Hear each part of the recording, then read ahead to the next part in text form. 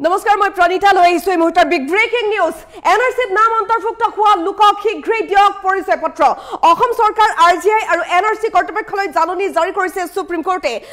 কোৰ্টে শুনানি গ্ৰহণ কৰিছিল জমিয়ত উলেমা হিন্দ আৰু আমছুৱে বিশেষভাৱে তেওঁলোকে লেখ আবেদন দাখিল কৰিছে আৰু এই লেখ আবেদনৰ শুনানি সম্পন্ন হৈছে এই শুনানিৰ পাছতে জাননী জাৰি কৰিছে সুপ্ৰিম কোৰ্টে জাননী দিছে অসম চৰকাৰলৈ সুপ্ৰিম কোৰ্টে জাননী দিছে আৰজিআই লৈ সুপ্ৰিম কোৰ্টে লগতে জাননী পঠিয়াইছে এনআৰসি কৰ্তৃপক্ষলৈ এই মুহূৰ্তত আটাইতকৈ ডাঙৰ আপডেট এইটোৱে যে এনআৰসি যিসকল লোকৰ নাম অন্তৰ্ভুক্ত হল সেই লোকসকলক পৰিচয় পত্ৰ প্ৰদান কৰিব লাগে এই বৰ্তমান সময়ছোৱাত আবেদন দাখিল কৰিবৰ বাবে জাননী জাৰি কৰা হৈছে এই জাননী সুপ্ৰিম কোৰ্টে দিছে কাৰণ এই সন্দৰ্ভত লেখ আবেদন দাখিল কৰিছিল জমিয়ত উলেমা হিন্দ আৰু আমছুৱে লগতে কেইবা দফাও দাবী উত্থাপন কৰিছে তেওঁলোকে চৰকাৰলৈ বহু দাবী উত্থাপন কৰিছে তাৰ ভিতৰত প্ৰথমটো দাবী হৈছে যে এনআৰসি যিসকল লোকৰ নাম ইতিমধ্যে অন্তৰ্ভুক্ত হৈছে তেওঁলোকক পৰিচয় পত্ৰ শীঘ্ৰে প্ৰদান কৰিব লাগে কিয় তেওঁলোকক এতিয়ালৈকে পৰিচয় পত্ৰ প্ৰদান কৰা হোৱা নাই এই প্ৰশ্ন কৰিছে আমছুৱে লৈছো বিচাৰি মুহূৰ্তৰ এটা big update big breaking news দিল্লীত আমছুৰ অৱস্থান এনআৰসিত নাম অন্তৰ্ভুক্ত হোৱা লোকক পৰিচয় পত্ৰ প্ৰদান কিয় কৰা হোৱা নাই এই প্ৰশ্ন আমছুৱে কৰিছে অসম চৰকাৰ আৰজিআই আৰু এনআৰসি কৰ্তৃপক্ষলৈ জাননী জাৰি কৰিছে উচ্চতম ন্যায়ালয়ত লেখ আবেদন পেলাইছিল আমছুৱে যিসকল লোকৰ নাম এনআৰসিত আহিছে তেওঁলোকক শীঘ্ৰেই পৰিচয় পত্ৰ প্ৰদান কৰিব লাগে এই দাবী কৰিছে আমছুৱে যিসকলৰ নাম অহা নাই তেওঁলোকক ৰিজেকশ্যন স্লিপৰ জৰিয়তে শুনানি লৈ নাম অন্তৰ্ভুক্ত কৰিব লাগে উচ্চতম ন্যায়ালয়ত জমিয়ত উলেমা হিন্দ আৰু আমছুৱে দাখিল কৰা লেখ আবেদনৰ শুনানি গ্ৰহণ কৰা হৈছে অসমৰ এনআৰসিত অন্তৰ্ভুক্ত হোৱা লোকসকলক পৰিচয় পত্ৰ প্ৰদানৰ বাবে শুনানি হৈছিল আৰু এই শুনানিৰ পাছতে জাননী জাৰি কৰিছে সুপ্ৰিম কোৰ্টে এই শুনানিৰ অন্তত উচ্চতম ন্যায়ালয়ে বিশেষ জাননী জাৰি কৰিছে এই জাননীত উল্লেখ কৰা হৈছে যে এনআৰসিত নাম অন্তৰ্ভুক্ত হোৱা লোকসকলৰ পৰিচয় পত্ৰৰ বাবে আবেদন কৰিব পাৰে শুনানিৰ অন্তত বিশেষ জাননী জাৰি কৰিছে সুপ্ৰিম কোৰ্টে নিশ্চিতভাৱে এই মুহূৰ্তৰ আটাইতকৈ ডাঙৰ আপডেট আমি জনাই আছো যিসকলৰ নাম অহা নাই তেওঁলোকৰো ৰিজেকশ্যন স্লিপৰ জৰিয়তে শুনানি লৈ তেওঁলোকৰ নাম অন্তৰ্ভুক্ত কৰিব লাগে উচ্চতম ন্যায়ালয়ত লেখ আবেদন দিছিল জমিয়ত উলেমা হিন্দ আৰু আমছুৱে অসমৰ এনআৰসিত অন্তৰ্ভুক্ত হোৱা লোকসকলক পৰিচয় পত্ৰ প্ৰদানৰ বাবে শুনানি গ্ৰহণ কৰা হৈছে এই শুনানিৰ অন্তত সুপ্ৰিম কোৰ্টে জাননী জাৰি কৰিছে শুনানিৰ অন্তত আমছুৰ সভাপতি ৰেজাউল কৰিম চৰকাৰেও বহু ডাঙৰ মন্তব্য কৰিছে এনআৰসিত নাম অন্তৰ্ভুক্ত হোৱা লোকক কিয় পৰিচয় পত্ৰ প্ৰদান কৰা নাই বুলি প্ৰশ্ন কৰিছে আমছুৱে অসম চৰকাৰ আৰজি আৰু এনআৰসি কৰ্তৃপক্ষলৈ জাননী জাৰি কৰা হৈছে যিসকলৰ নাম এনআৰসিত আহিছে তেওঁলোকক শীঘ্ৰেই পৰিচয় পত্ৰ প্ৰদান কৰিব লাগে যিসকলৰ নাম অহা নাই তেওঁলোকক ৰিজেকশ্যন স্লিপৰ জৰিয়তে শুনানি লৈ নাম অন্তৰ্ভুক্ত কৰিব লাগে সুপ্ৰিম কোৰ্টত জমিয়ত উলেমা হিন্দ আৰু আমছুৱে দাখিল কৰিছিল লেখ আবেদন আৰু ইয়াৰে শুনানি গ্ৰহণ হৈছে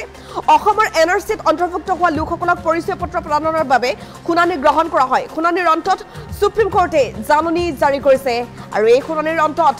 মন্তব্য কৰিছে আমছুৰ সভাপতি ৰেজাউল কৰিম চৰকাৰে নিশ্চিতভাৱে এই মুহূৰ্তৰ এটা ডাঙৰ আপডেট বিগ ব্ৰেকিং নিউজ আমি জনাই আছো এনআৰসিত নাম অন্তৰ্ভুক্ত হোৱা লোকক শীঘ্ৰেই পৰিচয় পত্ৰ প্ৰদান কৰিব লাগে কিয় এতিয়ালৈকে পৰিচয় পত্ৰ প্ৰদান কৰা হোৱা নাই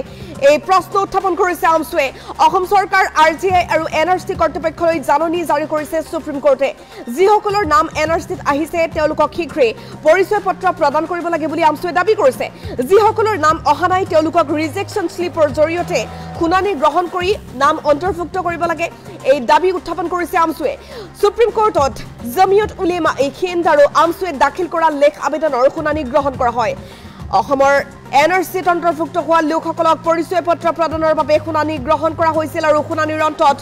উচ্চতম ন্যায়ালয়ে জাৰি কৰিছে জাননী অসম চৰকাৰ আৰজিআই আৰু এনআৰসি কৰ্তৃপক্ষলৈ জাননী জাৰি কৰে উচ্চতম ন্যায়ালয়ে শুনানিৰ অন্তত আমছুৰ সভাপতি ৰেজাউল কৰিম চৰকাৰে ডাঙৰ মন্তব্য কৰিছে এই মুহূৰ্তৰ আটাইতকৈ ডাঙৰ আপডেট আমি জনাই আছো ভাৰত চৰকাৰ মহাপঞ্জীয়ক অসম চৰকাৰ ৰাষ্ট্ৰীয় নাগৰিকপঞ্জী কৰ্তৃপক্ষলৈ জাননী জাৰি কৰিছে ন্যায়াধীশ পি.এছ. নৰসিংহ আৰু ন্যায়াধীশ এ.এছ. চন্দুৰকাৰৰ আদালতত শুনানি গ্ৰহণ কৰা হয় এনআৰসিত নাম অন্তৰ্ভুক্ত হোৱা লোকসকলক কিয় এতিয়ালৈকে পৰিচয় পত্ৰ প্ৰদান কৰা হোৱা নাই প্ৰশ্ন কৰিছে আমছুৱে সুপ্ৰিম কোৰ্টত ইতিমধ্যে শুনানি গ্ৰহণ কৰা হৈছে উচ্চতম ন্যায়ালয়ে চৰকাৰলৈ জাননী জাৰি কৰিছে কিয় তেওঁলোকক এতিয়ালৈকে পৰিচয় পত্ৰ প্ৰদান কৰা নাই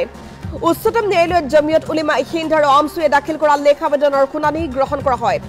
অসমৰ এনআৰসিত অন্তৰ্ভুক্ত হোৱা লোকসকলক পৰিচয় পত্ৰ প্ৰদানৰ বাবে শুনানি গ্ৰহণ কৰা হৈছিল আৰু শুনানিৰ অন্তত সুপ্ৰিম কোৰ্টে জাৰি কৰিছে বিশেষ জাননী ভাৰত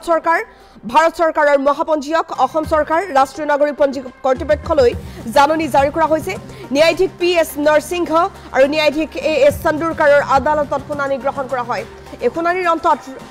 আমছুৰ সভাপতি ৰেজাউল কৰিম চৰকাৰে কি মন্তব্য কৰিছে শুনাব বিচাৰিছো আপোনালোকে জানে যে প্ৰায় 6 বছৰ সুপ্ৰিম কোৰ্টৰ মনিটৰিঙত NRC পাব্লিছ হৈছিলে NRC কাম হৈছিলে আৰু সেই তেতিয়াৰ পৰা আমি অসম যিসকল আচলতে আইনগতভাৱে যেতিয়া পাব্লিছ হৈ যায় তাৰ পিছত তেওঁলোকক আইনগতভাৱে দুটা কাম থাকে হয় যিসকলৰ নাম NRCত আহিছে তেওঁলোকক আই কাৰ্ড দিব লাগে যিসকলৰ নাম অহা নাই তেওঁলোকক ৰিজেকশ্যন চিলিটি হিয়াৰিং কৰি তেওঁলোকৰ নাম অন্তৰ্ভুক্তি কৰিব লাগে বা মানুহখিনিক চিনাক্ত কৰিব লাগে এই কথাবাৰ্তাখিনি আমি বিভিন্ন সময়ত ভাৰত চৰকাৰ RGI অসম চৰকাৰ NRC কৰ্তৃপক্ষক আমি অৱগত কৰি আহিছিলো যে যিসকলৰ নাম ইতিমধ্যে NRCত আহিছে তেওঁলোকক আই কাৰ্ড দিব লাগে যিসকলৰ অহা নাই তেওঁলোকৰ হিয়াৰিং প্ৰচেছটো আপিল প্ৰচেছটো ষ্টাৰ্ট কৰিব লাগে কিন্তু আমাৰ কথাখিনি তেওঁলোকে শুনা নাই তেওঁলোকক আমি বাৰে বাৰে আবেদন কৰাৰ পিছত জমিয়ত উলামা হিন্দ ষ্টেট জমিয়ত আনফৰ সাহেব আমছু আমি একেলগে কৰাৰ পিছতো তেওঁলোকে নুশুনাৰ কাৰণে আমি সুপ্ৰিম কোৰ্টত এটা আবেদন কৰিছিলো আমছুৰ ফালৰ পৰা আৰু জমিয়ত উলামা হিন্দৰ ফালৰ পৰা আমি আবেদন কৰিছিলো আৰু আবেদন মতে আজি দুজনীয়া বিচাৰপীঠত শুনানি হৈছে আৰু ইতিমধ্যে শুনানিৰ পিছত আমাৰ জ্যেষ্ঠ অধিবক্তা কপিল সিব্বাল ইন্দ্ৰজয় সিং ফজাল আইবি সাহেবে যুক্তি প্ৰদৰ্শন কৰিছে আৰু তেতিয়া যুক্তি প্ৰদৰ্শনৰ পিছত এটা কথা সিদ্ধান্ত হৈছে যে ভাৰত চৰকাৰ RGI অসম চৰকাৰ NRC কৰ্তৃপক্ষ আৰু তেওঁলোকক ইতিমধ্যে নোটিছ জাৰি কৰিছে যে কিয় কি কাৰণত আজিলৈকে প্ৰায় দীঘলীয়া সময় হৈ যোৱাৰ পিছতো তেওঁলোকক যিসকলৰ নাম NRCত তেওঁলোকৰ আই কাৰ্ড দিয়া হোৱা নাই আৰু যিসকলৰ নাম NRCত অহা নাই তেওঁলোকৰ ৰিজেকশ্যন স্লিপ দিয়া হোৱা নাই এই লৈ তেওঁলোকক নোটিছ জাৰি কৰিছে আৰু আমি আশাবাদী যে নিশ্চিতভাৱে যিসকল মানুহৰ নাম NRCত আহিছে তেওঁলোকে আই কাৰ্ড পাব আৰু যিখিনি নাম অহা নাই তেওঁলোকৰ হিয়াৰিং ষ্টাৰ্ট হ'ব আৰু মহামান্য উচ্চতম ন্যায়ালয়ে এইখিনি ন্যায় প্ৰদান কৰিব আৰু সুপ্ৰিম কোৰ্টৰ মনিটৰিঙত যিহেতু কামখিনি হৈ আছে গতিকে এই কামখিনি সুপ্ৰিম কোৰ্টৰ মনিটৰিঙতে শেষ হ'ব বুলি আমি আশাবাদী হৈ আছো আৰু নিশ্চিতভাৱে মানুহখিনি এটা ন্যায় পোৱাৰ আশাৰে আচলতে আমি জমিয়ত উলামা হিন্দ আৰু আমছে আজি সুপ্ৰিম কোৰ্টৰ দ্বাৰস্থ হৈছো আপোনালোকে জানে যে প্ৰায় 6 বছৰ সুপ্ৰিম কোৰ্টৰ মনিটৰিঙত NRC পাব্লিছ হৈছিলে NRC কাম হৈছিলে আৰু সেই তেতিয়াৰ পৰা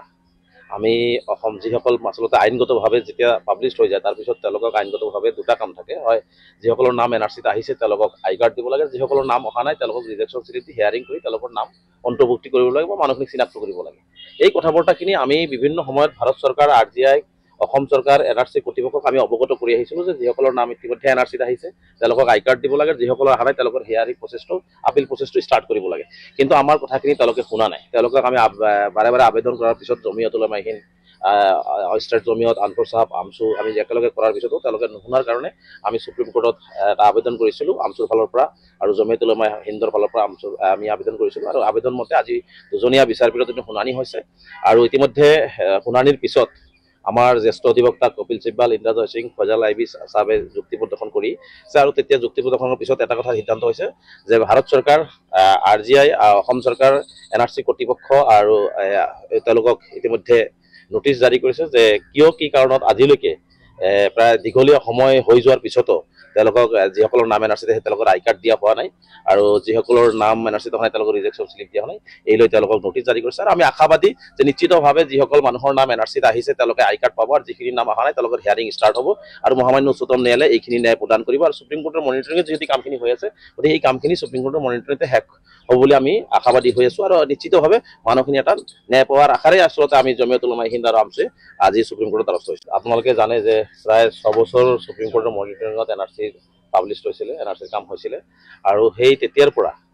আমি অসম যিসকল আচলতে আইনগতভাৱে যেতিয়া পাব্লিছ হৈ যায় তাৰ পিছত তেওঁলোকক আইনগতভাৱে দুটা কাম থাকে হয় যিসকলৰ নাম NRCত আহিছে তেওঁলোকক আই কাৰ্ড দিব লাগে যিসকলৰ নাম অহা নাই তেওঁলোকক ৰিজেকশ্যন চিলিটি হিয়াৰিং কৰি তেওঁলোকৰ নাম অন্তৰ্ভুক্তি কৰিব লাগে বা মানুহখিনিক চিনাক্ত কৰিব লাগে এই কথাবাৰ্তাখিনি আমি বিভিন্ন সময়ত ভাৰত চৰকাৰ RGI অসম চৰকাৰ NRC কৰ্তৃপক্ষক আমি অৱগত কৰি আহিছিলো যে যিসকলৰ নাম ইতিমধ্যে NRCত আহিছে তেওঁলোকক আই কাৰ্ড দিব লাগে যিসকলৰ অহা নাই তেওঁলোকৰ হিয়াৰিং প্ৰচেছটো আপিল প্ৰচেছটো ষ্টাৰ্ট কৰিব লাগে কিন্তু আমাৰ কথাখিনি তেওঁলোকে শুনা নাই তেওঁলোকক আমি বাৰে বাৰে আবেদন কৰাৰ পিছত জমিয়ত উলামা হিন্দ ষ্টেট জমিয়ত আনফৰ সাহেব আমছু আমি একেলগে কৰাৰ পিছতো তেওঁলোকে নুশুনাৰ কাৰণে আমি সুপ্ৰিম কোৰ্টত এটা আবেদন কৰিছিলো আমছুৰ ফালৰ পৰা আৰু জমিয়ত উলামা হিন্দৰ ফালৰ পৰা আমি আবেদন কৰিছিলো আৰু আবেদন মতে আজি দুজনীয়া বিচাৰপীঠত শুনানি হৈছে আৰু ইতিমধ্যে শুনানিৰ পিছত আমাৰ জ্যেষ্ঠ অধিবক্তা কপিল সিব্বাল ইন্দ্ৰজয় সিং ফজাল আইবি সাহেবে যুক্তি প্ৰদৰ্শন কৰিছে আৰু তেতিয়া যুক্তি প্ৰদৰ্শনৰ পিছত এটা কথা সিদ্ধান্ত হৈছে যে ভাৰত চৰকাৰ RGI অসম চৰকাৰ NRC কৰ্তৃপক্ষ আৰু তেওঁলোকক ইতিমধ্যে নোটিছ জাৰি কৰিছে যে কিয় কি কাৰণত আজিলৈকে প্ৰায় দীঘলীয়া সময় হৈ যোৱাৰ পিছতো তেওঁলোকক যিসকলৰ নাম এন আৰ চিত তেওঁলোকৰ আই কাৰ্ড দিয়া হোৱা নাই আৰু যিসকলৰ নাম এন আৰ চিত হোৱা নাই তেওঁলোকৰ ৰিজেকশ্যন শ্লিপ দিয়া হোৱা নাই, এই লৈ তেওঁলোকক নোটিছ জাৰি কৰিছে। আৰু আমি আশাবাদী যে নিশ্চিতভাৱে যিসকল মানুহৰ নাম এন আৰ চিত আহিছে তেওঁলোকে আই কাৰ্ড পাব, আৰু যিখিনি নাম অহা নাই তেওঁলোকৰ হিয়াৰিং ষ্টাৰ্ট হ'ব আৰু মহামান্য উচ্চতম ন্যায়ালয়ে এইখিনি ন্যায় প্ৰদান কৰিব। আৰু সুপ্ৰিম কোৰ্টৰ মনিটৰিঙত যিহেতু কামখিনি হৈ আছে, গতিকে এই কামখিনি সুপ্ৰিম কোৰ্টৰ মনিটৰিঙতে শেষ হ'ব বুলি আমি আশাবাদী হৈ আছোঁ। আৰু নিশ্চিতভাৱে মানুহখিনি এটা ন্যায় পোৱাৰ আশাৰে আচলতে আমি জমিয়তুল উলামা হিন্দ আৰু আমছে আজি সুপ্ৰিম কোৰ্টৰ দ্বাৰস্থ হৈছোঁ। আপোনালোকে জানে যে প্ৰায় 6 বছৰ সুপ্ৰিম কোৰ্টৰ মনিটৰিঙত এন আৰ চি পাব্লিছ হৈছিলে, এন আৰ চিৰ কাম হৈছিলে, আৰু সেই তেতিয়াৰ পৰা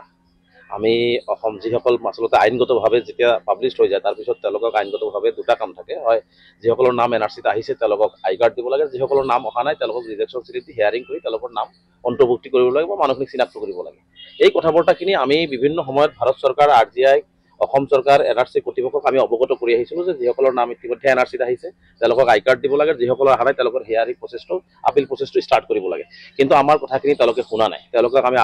বাৰে বাৰে আবেদন কৰাৰ পিছত জমিয়তুল উলামা হিন্দ,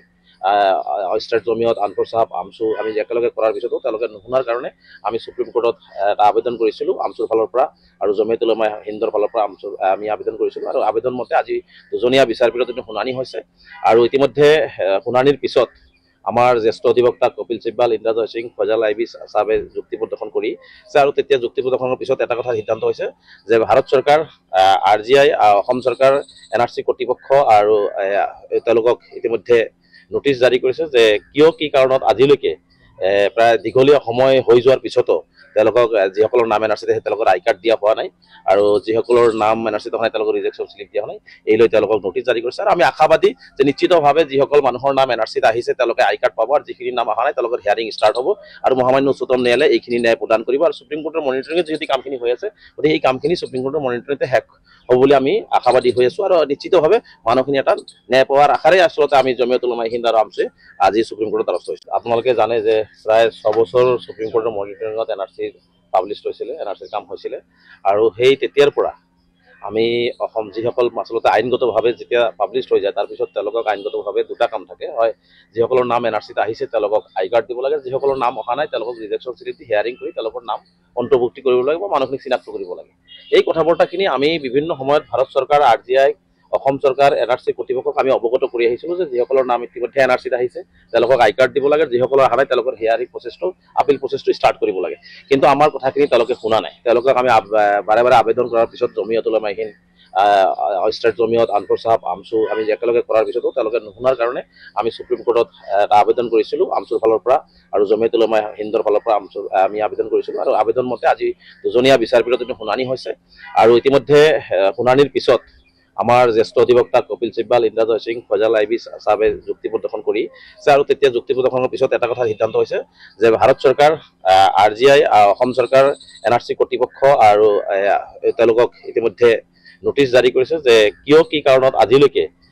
প্ৰায় দীঘলীয়া সময় হৈ যোৱাৰ পিছতো তেওঁলোকক যিসকলৰ নাম এন আৰ চিত তেওঁলোকৰ আই কাৰ্ড দিয়া হোৱা নাই আৰু যিসকলৰ নাম এন আৰ চিত হোৱা নাই তেওঁলোকৰ ৰিজেকশ্যন শ্লিপ দিয়া হোৱা নাই, এই লৈ তেওঁলোকক নোটিছ জাৰি কৰিছে। আৰু আমি আশাবাদী যে নিশ্চিতভাৱে যিসকল মানুহৰ নাম এন আৰ চিত আহিছে তেওঁলোকে আই কাৰ্ড পাব, আৰু যিখিনি নাম অহা নাই তেওঁলোকৰ হিয়াৰিং ষ্টাৰ্ট হ'ব আৰু মহামান্য উচ্চতম ন্যায়ালয়ে এইখিনি ন্যায় প্ৰদান কৰিব। আৰু সুপ্ৰিম কোৰ্টৰ মনিটৰিঙত যিহেতু কামখিনি হৈ আছে, গতিকে এই কামখিনি সুপ্ৰিম কোৰ্টৰ মনিটৰিঙতে শেষ হ'ব বুলি আমি আশাবাদী হৈ আছোঁ। আৰু নিশ্চিতভাৱে মানুহখিনি এটা ন্যায় পোৱাৰ আশাৰে আচলতে আমি জমিয়তুল উলামা হিন্দ আৰু আমছে আজি সুপ্ৰিম কোৰ্টৰ দ্বাৰস্থ হৈছোঁ। আপোনালোকে জানে